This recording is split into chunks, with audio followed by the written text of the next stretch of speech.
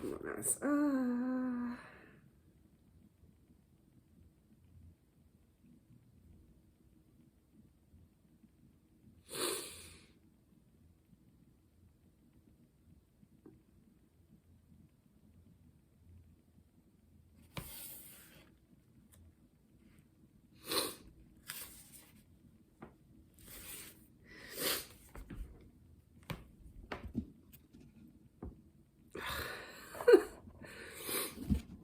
Oh my gosh. I can't. I can't. I can't. At times, he regarded the wounded soldiers in an envious way. He conceived persons with torn bodies to be peculiarly happy. He wished that he too had a wound, a red badge of courage. Hello everyone, welcome to my channel, or welcome back. If you do not know me, I am Angela and I find my paradise through reading. Today I'm going to talk about the books that I read in March. Boom, here's the stack. It's a pretty respectable stack, I think, considering that I've been spending 3 to 4 hours a day studying languages, so I still obviously made time to read. I just have to. It's a part of my soul. And I don't know if you can tell, oh my gosh, it's like April 1st, the most beautiful day outside.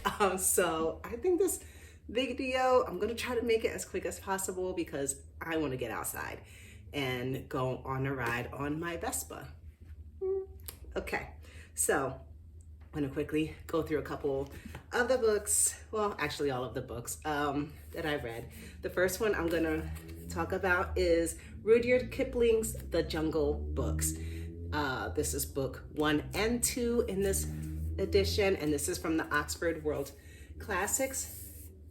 It's really nice. I do appreciate that cover. It's very jungly and appropriate. I think it's just, oh my goodness, it's so nice. But I felt the writing was pretty small. Like, you see the font? I did listen to this on Audible, and I made some annotations as I went. If you don't know, this is the story of Mowgli, who is a man cub. Basically, Shere Khan, the tiger, kind of attacked. There was Mowgli, he was an infant, and his 2 parents. So Shere Khan attacked this little camp where Mowgli and his parents were in the jungle. And as the father was fighting Shere Khan off with this fire, I guess Shere Khan somehow, I don't know what happened, but the baby or the infant got separated from the parents. Shere Khan had come back to get that baby or eat it. And by then the wolf pack had discovered it and brought it to their den and were raising Mowgli. What they called him Mowgli. It means frog, and they raised it as part of the pack. And so this is the stories of Mowgli being raised by the wolf pack in the jungle. You have Bagheera, the Black Panther, Baloo the bear, Kaa, the snake, the large boa constrictor snake. There are just so many characters. This book was so fantastic. Now, there were other stories in here as well. There's like Wiki Tiki Tavi and other side stories that had nothing to do with Mowgli, which I didn't like as much. I did love the stories with Mowgli and the jungle and things that were going on with that. This book, it really did make you feel like you were in this jungle, that the jungle life had this set of laws that everyone goes by. And so you're just like, yeah, it makes sense. That's the law of the jungle, you know, and the jungle understands these laws, and there's do's and don'ts. And even their, I don't want to say, like, their traditions would make sense. Like when the wolf pack would gather, I think maybe once a month, and if you had any new baby cubs, you would bring them, and the wolf pack would all smell the new cub, accept it into the pack, and it would be a law that you could never, like you met this cub, you smelled it, it's part of the pack, it's against the law, punishable by death if you were to kill one of these cubs or a member of the pack. So it was just, it really brought you into this jungle and you just felt a part of it as Mowgli did. And I really did like it. Let me just show a couple. I mean, I tabbed a couple things. Let me see here. Ooh, here's one. Shere Khan roared still in the night, for he was very angry that Mowgli had not been handed over to him. "Aye, roar well," said Bagheera under his whiskers, "for the time comes when this naked thing will make thee roar to another tune, or I know nothing of man." And then Father Wolf says later on, "Take him away," he said to Father Wolf, "and train him as befits one of the free people." And that is how Mowgli was entered into the Seeonee wolf pack for the price of a bull and on Baloo's good word. So Baloo the bear, he would train the cubs he was kind of the teacher as far as like the traditions and the law of the jungle. So it was just really sweet that a bear would have that kind of influence and that status in the wolf pack. And then he grew up with the cubs, though they of course were grown wolves almost before he was a child. And Father Wolf taught him his business and the meaning of things in the jungle, till every rustle in the grass, every breath of the warm night air, every note of the owls above his head, every scratch of a bat's claws as it roosted for a while in a tree, and every splash of every little fish jumping in a pool meant just as much to him as the work of his office means to a businessman. When he was not learning, he sat out in the sun and slept and ate and went to sleep again. When he felt dirty or hot, he swam in the forest pools. And when he wanted honey, Baloo told him that honey and nuts were just as pleasant to eat as raw meat. He climbed up for it, and that Bagheera showed him how to do. So that is the Jungle Books. It is on the list of greatest books ever written. So that is notch across off on my list. So I recommend it. I did. The audiobook really brought it to life. I think I would have struggled with some of these pronunciations, I guess. It was fantastic to follow along with it. Okay. A Farewell to Arms. I talked about this before. I think a couple times. I'll tell you what, I really still am sore about this, about reading the introduction of this book that had major spoilers in it. But it's okay. I'm gonna get some therapy for that. So anyways, Farewell to Arms, a book. It's a classic in the greatest books, 100 greatest books ever written that I am following the Easton Press list. And this is a war story. And it's kind of like a war and a love story. It's World War. There's this American who signs up with the Italian military. He's an ambulance driver, and kind of his story, he falls in love with a nurse. And there's just some horrible things that happen, but there's some humor and love and just really just everyday kind of life and camaraderie and things that happen in war. A good book. It really was. It would have been better had I not known how it ended. But that's that. I read that. Oh, the Red Badge of Courage. La-di-da. Oh, I did like this book so much. I listened to this on Audible. Look, it's not even a big one. It is on the 100 greatest books ever written, a classic. This is a Civil War book, blue coats against the red coats, and it follows this young man. I think his name is Henry. I think everyone's name is Henry. Yeah. So it's about Henry. He's a very young man, and he joins a regiment, and yeah, and then he just really questions himself, and what his capabilities are, and his fears, and his inner turmoil. There's so much in here, and I really, really did freaking love this book. So I highly recommend this. This one is Illustrated Classics. What the heck? They call this Illustrated Classics. Where are the illustrations? I just realized that. Wow. Okay, there's like a couple pictures like in the end, but that's it. Illustrated Classics, my foot. What the heck? Anyway, the cover is fantastic. Look at that. Oh my gosh, it's a beautiful, beautiful buttery cover. Flop factor is on point. So let me read a couple things that I tabbed, just kind of so you can see. And it's so easy. It's such an easy read. All right, here's I think something like really important. However, he perceived now that it did not greatly matter what kind of soldiers he was going to fight, so long as they fought, which fact no one disputed.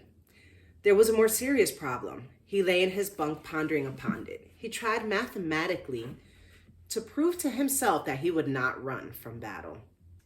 So he's just really like, oh, what's going on?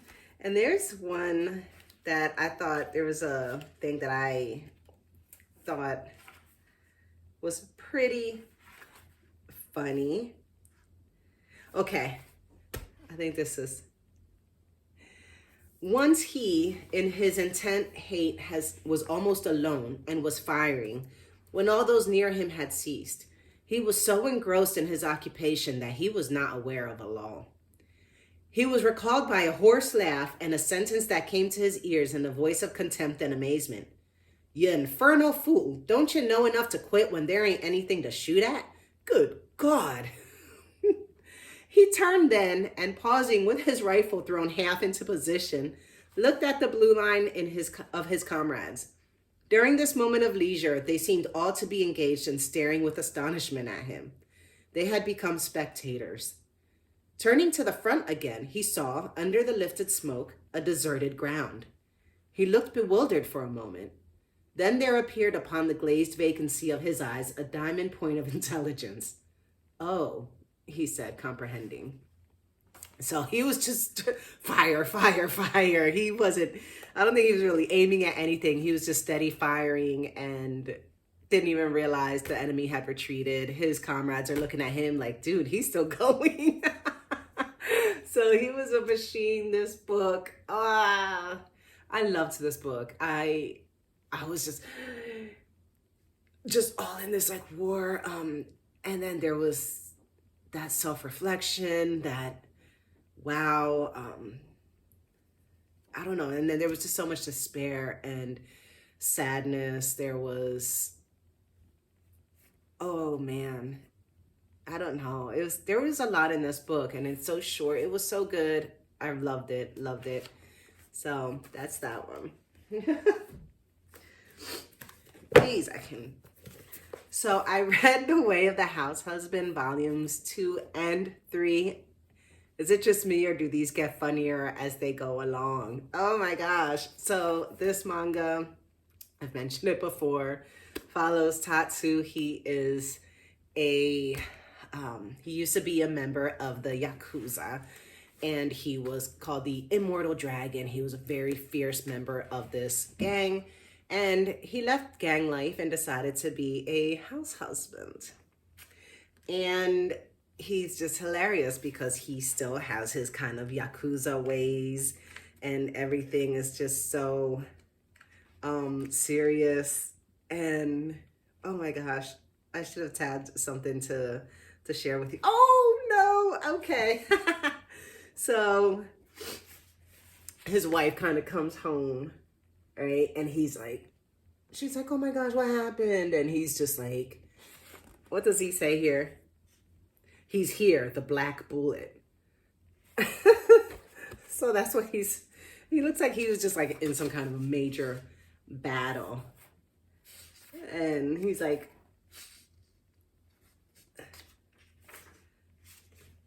and it was a cockroach. It was a cockroach. And he's like, oh, so he's gonna, And he's like, psh, psh, psh, psh. Damn, I'm out of ammo. Like, he's acting like he's like, this guy invaded our turf. Oh my gosh, we got to take him out, this black bullet. And then he turns it into this big thing. So look at the picture on the back. Gosh darn, they make him look like so silly. But gosh, I freaking I love the Househusband. Love the Househusband. I don't think there's a whole lot of volumes in this manga, maybe 10 or 11. I don't want it to end, so I hope it doesn't. I don't know. So that was volumes 2 and 3. My volume 2 book has been loaned out, which I'm gonna do. I was gonna do this last week, but I was just so involved in these books. I am going to do a small video about loaning out books. That's been weighing heavily on my soul, and I want to make sure I'm not tripping or I'm not the only one who feels a certain way about loaning their books out, and all the anxiety and everything that comes with it. I swear. I hope I'm not crazy. Then we have Hunter x Hunters, volumes 3, 4, and 5. OMG. Oh my gosh. What can I say about this? So this is following Gon. He is, where is he? Oh, look at him. Oh, he's such a sweetheart. His father is this, what they call a hunter. He's very elite.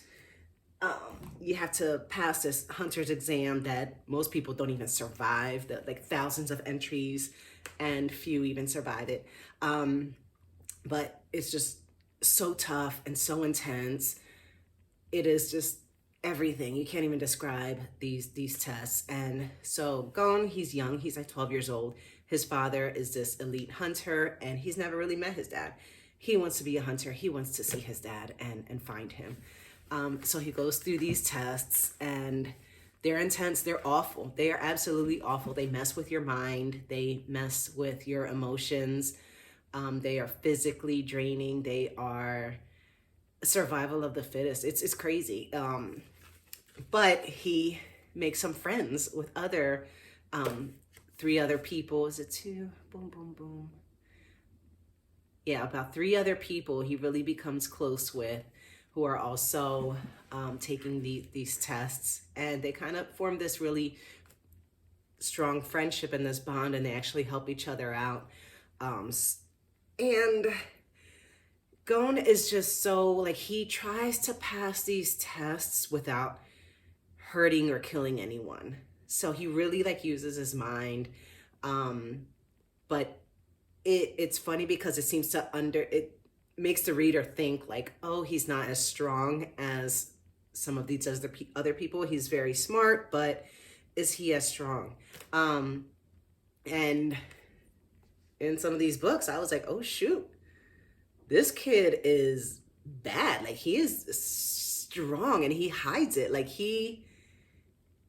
it can wipe people out and kill them and whatever. And he chooses not to. And he's just so, I want to say sweet. He's really good-hearted, I think, and really pure. And even though it was about this exam and getting your hunter's license and going on and using your hunter's license to either pursue your own personal goals or, you know, do other things, he's just, it's more about the hunter's exam and the hunter's license. It's about, like, friendship and loyalty and Gon's pureness. And I don't know, I'm just really, really, really involved with these characters, and I am loving this. Now, this manga, I think, has like 1 million volumes. I don't know. It's got a lot. So I'm really happy that I don't think this is going to end anytime soon. So I'm going to get a couple more books for my April TBR because I want this to keep going.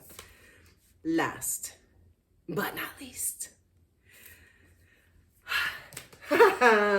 Day of Fallen Nights by Samantha Shannon, the prequel to The Prairie of the Orange Tree. Just released February 28th. Started reading it right away in March. And the only thing I can really say about this book is it made me want to read The Prairie again and then read this book again, if that makes sense. Because I read The Prairie, I started it at the end of December and then finished it in January and blew my mind. This book blew my mind. It was just like one of my favorites. Oh my gosh, it was so fantastic. And so I was really looking forward to this book coming out. And it was a lot like The Prairie, where it was like north, south, east, and west. So that's how the chapters are broken up, and like what's going on in the north, south, east, and west. And so I did feel like I forgot a bunch of things from The Prairie because I had read so many books in between by the time I finally got this one. And it took me, I mean, you can see where my tabs kind of started. I was like almost halfway through the book before I even started tabbing because I was still like so confused. And that's how The Prairie was for me. There was just so much happening and it kept skipping across different regions that it wasn't until they started intermingling and things started connecting that it really sunk in. And I was like, woo! And then this when I really started getting into it. So, and then this really picked up the pace halfway into it, and like the chapters started getting shorter and shorter. It's like, boom, over here, this battle started, and then boom, in the north, this is happening, and then boom, in the south, and then in the west, and then, so all these things was like, boom, boom, boom, things are happening, and so I'm trying not to like do any spoilers, obviously, but so that really picked it up the pace, and it was just like really a page turner. I'm like, oh my gosh, what's going on? And then you're just shock after shock. You're like, oh, no, I knew it, or oh, this person really is blah blah blah. So it had a lot of like shockers, but at the same time, I feel like some of these battles and chaos and destruction and all this stuff was happening, and it was going on for so long that the ending was kind of anticlimactic, I guess, because it was just like all these battles, and then it finally, okay, that happened, that's it. Now let's see, let's talk about the aftermath. So I don't know. I felt like in The Prayer of the Orange Tree, like that final, like that big battle was just like, where it was like, yes, like it was serious, like it was just one big, let's do this. Where this was, these poor people, north, south, east, and west, they are battling and battling and battling and fighting for their lives. Thousands and thousands just dying, and destruction here, destruction there. This city fell, that city fell. So, by the time it finally ends, you're like, God, it's finally over, where it wasn't really building up to like this one big battle. It was just like everybody was just, yeah, I don't know. But I did like this book. 5 stars. I cried. I just finished it last night. I'm not going to lie. I just finished it. And I cried. I'll like put in a little clip of like when I was in those last pages, but there were some parts in here that was just so savage, and let me share some highlights, because I annotate and highlight. Ooh, okay, so here's one. I'm not gonna say who's saying it to who, because I don't want there to be any spoilers, but I love this. She said, take the blinders off your threat so I may look it in the eye. Ooh, she says, stop beating around the bush. Tell me exactly what you're trying to say. Be straight. So she was that. And then, here's this one. Savage. I mean, these people had enough. They're like, stop. So in this one, she says, she could have killed him when he started to howl. A blade would have been a kinder fate, but he had taught her to savor all poetry. He had been the one who sought to set his blood on fire. So if you haven't read this book, you don't know what this person is going through, but she is basically watching him suffer in the most extreme pain possible, ripping himself apart and screaming. and she wouldn't even kill him. That's what you get. That's what you get. And watched him do it. Didn't even show him mercy by chopping him up. And then something like this. She says, she had locked it all into a box in her mind. There were fingerprints on its lid from the nights when she had woken alone and the days she had spent trying not to look back. So I thought that was really nice wording. Like, you know, she locked it in a box in her mind, you know, and there were fingerprints on that box. But there's just so much of that fantastic writing. Can we appreciate the beauty of this cover? Hold on, let me take this because I did this earlier today. Because I was like, I don't want to flip it around. I want like the whole thing. So, wow. Wow. What's this? Oh my gosh, look at this dragon. That's a dragon. And then over here, that fool right there, that's a wyvern. Or a worm. A worm, I guess. Good Lord, they're awful. Absolutely awful. But as vicious as this thing looks, that's one of the good guys. That's a good guy. So, man. Oh, I can't believe it's over. It's over. It's over. So now I am putting together my April TBR. And, you know, Hunter x Hunter is going to be in there. The Way of the Househusband, he's going to be in there. There's definitely going to be a classic thrown in there. Though, I am going to mention, you know how before I mentioned I'm going from the top to bottom of my 100 greatest books ever written. Here's the thing. Like the next 10 books are books that I don't have. Like these last couple books that I read, these last 3 or 4 books are books that I didn't already have on my shelves. And I do want to read some of the books that I have on my shelves. So I am going to skip down the list to some of the books that I have on my shelves. So I'm not constantly buying like all these books. I'm not buying 20 books before I get to something I already have. So I am going to skip around a little bit this month. And that's what I'm going to do. So classic, there's going to be some manga.